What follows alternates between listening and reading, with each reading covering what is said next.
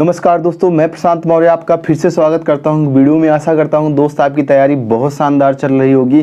जैसा कि आपने हमारा पिछला वीडियो देखा और आप सबने अच्छा रिस्पॉन्स किया कि भैया आप नई टारगेट सीरीज चलाइए, तो इसी कड़ी में हम इस वीडियो में हम बात करने वाले हैं कि हमारा टारगेट सीरीज का प्लान कैसा होगा, हम कैसे इस टारगेट सीरीज को कवर करने वाले हैं। इससे पहले दोस्तों मैं आपको बता दूं, ये वीडियो थोड़ा सा लंबा ज़रूर हो सकता है, लेकिन आपको इसमें सारी जानकारी होगी, तो आप कमेंट के माध्यम से ना पूछकर आप इस वीडियो को पूरा देख लें तो आपको सारी जानकारी मिल जाएगी।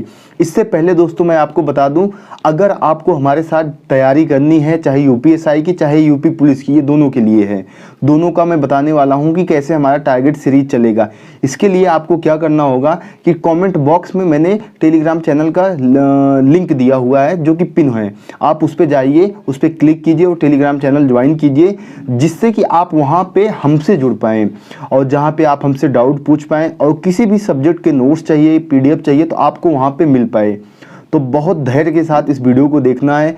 और दोस्त मैं बता दूं कि जिनका अभी इस भर्ती में नहीं हुआ है, अगर आप अगले एक साल में नौकरी पाना चाहते हैं दोस्त, तो आपको मेहनत करनी पड़ेगी। अगर आपको अपने सपने और अपने माँ बाप के सपनों को सच करना है तो मेहनत करनी पड़ेगी और रेगुलरिटी में आपको मेहनत करना पड़ेगा। आप सोचो कि हफ्ते में 2 दिन 3 दिन पढ़ के हम किसी एग्ज़ाम को क्रैक कर लें, तो ऐसा बिल्कुल नहीं होने वाला है।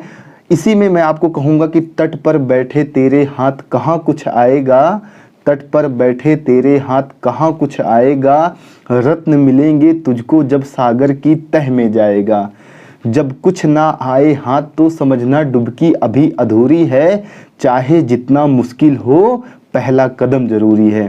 तो दोस्त हमें पहला कदम बढ़ाना होगा, और ये कदम बढ़ाना होगा तो हमें बहुत सोच समझ के और अपनी स्ट्रेटजी बना के अपने कदम को रखना होगा, तभी हम अपने लक्ष्य में कामयाब हो पाएंगे। तो दोस्त अब मैं आपको बताता हूँ कि सबसे पहले जो यूपीपी का और यूपीएसआई का सिलेबस है, लगभग आपको सिलेबस सेम ही मिलेगा, बस थोड़ा सा लेवल का फ़र्क होता है। और यूपीएसआई में आपको पता है कि 10 क्वेश्चन ज़्यादा पूछे जाते हैं। जो यूपीपी का लेवल है उसमें 150 नंबर का, मतलब 150 क्वेश्चन आते हैं, 300 नंबर का पेपर होता है और एक क्वेश्चन 2 नंबर का होता है, और 50 से 55 के आसपास रीजनिंग के क्वेश्चन आते हैं, 20 से 24 के आसपास, 25 के आसपास मैथ के क्वेश्चन आते हैं, और 37 के आसपास हिंदी के और 37 के आसपास जीएस के क्वेश्चन आते हैं। तो ये पूरा यूपीपी का सिलेबस हुआ, कितने क्वेश्चन आते हैं। और यूपीएसआई का लगभग ऐसा ही है, बस इसमें क्या है कि 160 क्वेश्चन आते हैं, टाइमिंग वही होता है, 2 घंटे का पेपर होता है, और ये होता है 400 नंबर का पेपर होता है, और जो एक क्वेश्चन होता है वो 2.5 मार्क्स का नंबर होता है। तो आपका कितने का बन जाता है, 400 नंबर का पेपर बन जाता है। और जीएस के 40 क्वेश्चन मैथ के, 40 क्वेश्चन रीजनिंग के, 40 क्वेश्चन हिंदी के पूछे जाते हैं, और ये मतलब पूरा जाके 100 नंबर का एक पोर्शन जाके आपका तैयार होता है। तो टोटल 400 नंबरों का आपका ये पेपर हुआ। तो पूरा मैंने सिलेबस आपको बता दिया। अब मैं आपको बताता हूं कि जो हमारा ये टारगेट सीरीज चलेगा ये कैसा चलेगा। इसके लिए दोस्त बता दूं, हफ्ते में आपको हमारी 3 वीडियो मिला करेंगी। 3 वीडियो, जैसे आपको पहली वीडियो संडे को मिल जाएगी, और इसमें जो आपका टारगेट होगा वो मंडे और ट्यूसडे का होगा। फिर मंगलवार को शाम तक ही आपको नेक्स्ट वीडियो मिल जाएगी, जिसमें आपका टारगेट बुधवार और बृहस्पतिवार के लिए होगा। और बृहस्पतिवार को शाम को आपको हफ्ते की लास्ट वीडियो मिल जाएगी, जिसमें आपका टारगेट होगा ओनली एक दिन के लिए, मतलब आपका टारगेट शुक्रवार के लिए होगा। और शनिवार में आपका क्या होगा, रिवीजन होगा, जो अब तक हम करते आए हैं, जितना हमने हफ्ते में पढ़ा होता है। और रिवीजन में क्या होता है, मैथ रीजनिंग तो हमारा सेम ही चलता है, जो जीएस में होता है, हिंदी का होता है, वही हमारा रिवीजन चलता है सैटरडे में। तो हमारा ऐसे टारगेट होता है। और जो हमारे टारगेट का एक दिन का प्लान होता है वो 9 से 10 घंटे का, और जो मैंने इस बार प्लान किया है वो 10 घंटे का पूरा टारगेट का प्लान किया है। और इसमें अब सबसे बात ये आती है, बड़ी बात, कि जिनका सिलेबस कंप्लीट नहीं हुआ है, क्या वो भी टारगेट को मतलब इस सीरीज को लें या ना लें। तो दोस्त उनके लिए मैं बता दूं, उनको भी ये टारगेट सीरीज लेना है जिनका सिलेबस नहीं हुआ है। उनको मैं बताऊंगा कि कौन कौन से सब्जेक्ट को आपको इसमें से लेना है। पूरा यही आपका टारगेट चलेगा। बस आपको जैसे आपकी क्लासें होंगी तो उन क्लासों को आपको कैसे मैनेज करना है इसी 10 घंटे में, तो मैं पूरा आपको इस वीडियो में बताने वाला हूँ। और जिनका अभी मतलब बैच लेंगे, क्लास लेंगे, उनके लिए सबसे पहले ये बता दूँ कि आपको मैथ, रीजनिंग कि आप क्लास लोगे, इसको आपको परमानेंट लेना ही लेना है। और साथ ही साथ आपको मूल विधि की क्लास लेना है और पॉलिटी की क्लास लेना है। ये 4 क्लास तो आपके लिए अनिवार्य है।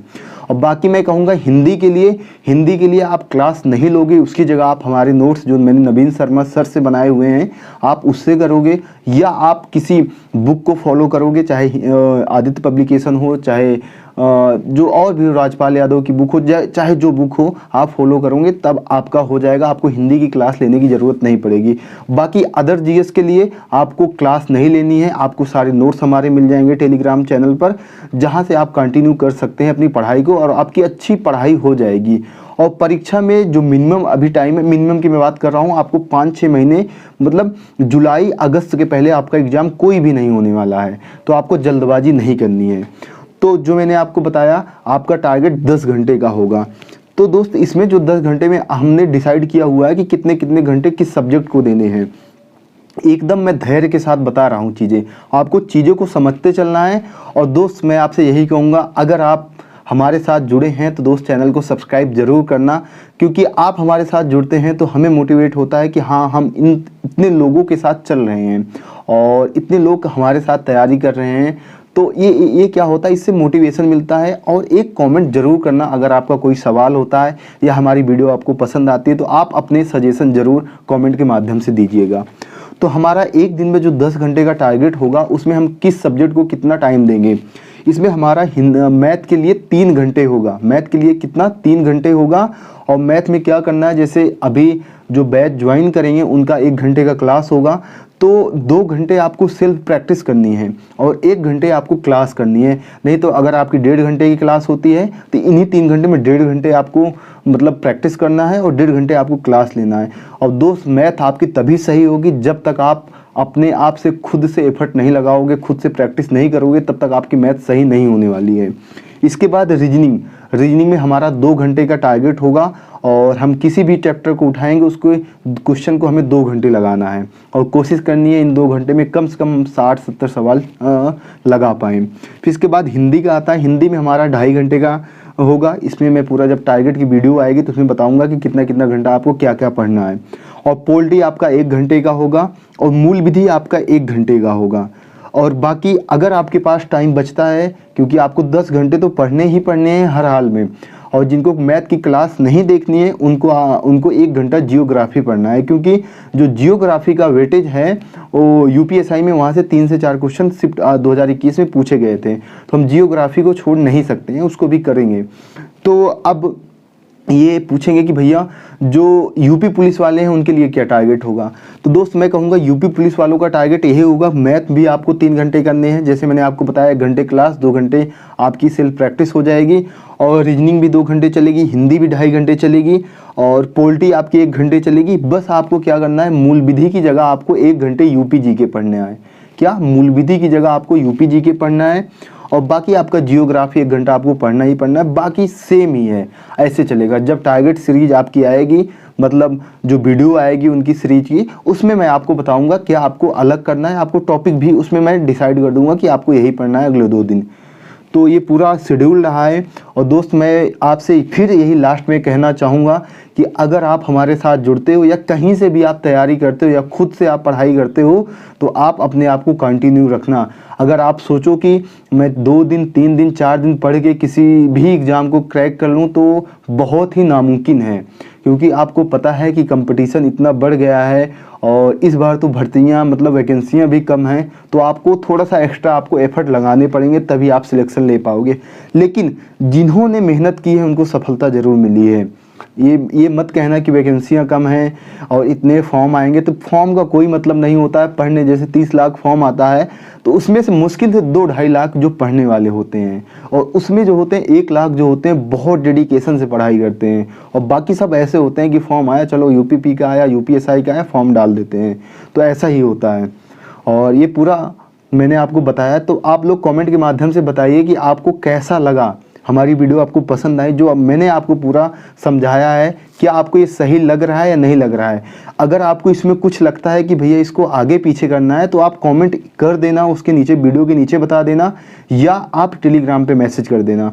और किसी को मुझसे पढ़ाई से रिलेटेड या नोट से रिलेटेड बात करनी हो, मैसेज में तो आपका टेलीग्राम या यूट्यूब तो है ही है, बात करनी हो तो इंस्टाग्राम पे आप कॉल कर सकते हैं, वहाँ पे वॉइस कॉल, जहाँ पे मतलब लगभग डेली 2-4 लोगों से तो बात हो ही जाती है, तो वहाँ पे आप कॉल कर सकते हैं, वहाँ हमारी बात हो जाएगी। और जो अकाउंट है, मेरा आईडी है प्रशांत मौर्य ऑफिशियल के नाम से मिल जाएगा। और आशा करता हूँ दोस्त आपको ये सब इन्फॉर्मेशन अच्छी लगी होंगी। ओके दोस्तों, नमस्कार।